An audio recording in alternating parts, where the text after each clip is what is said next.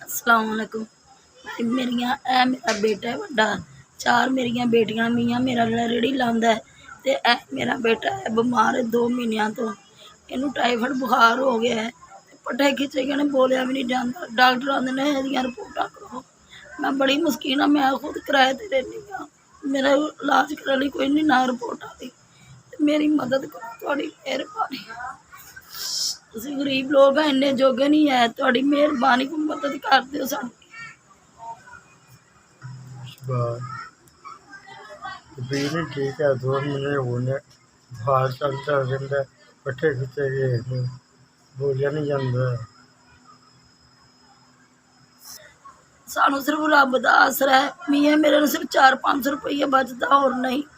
मेरिया जवान बेटियां भी ने है तो छोटियां ने, मेहरबानी तुहानू अल्लाह दा वास्ता मदद कर दियो।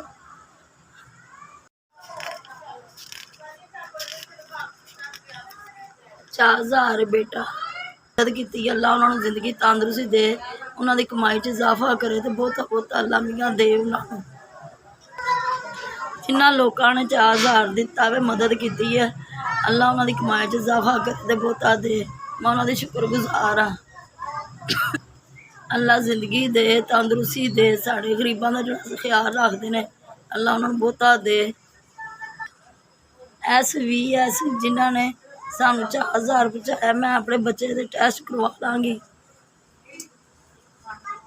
SVS बड़ी बड़ी मेहरबानी, मेरे तक 4000 रुपया पहुँचाया, मैं अपने बच्चे के टेस्ट करवा लाँगी। बड़ी बड़ी मेहरबानी।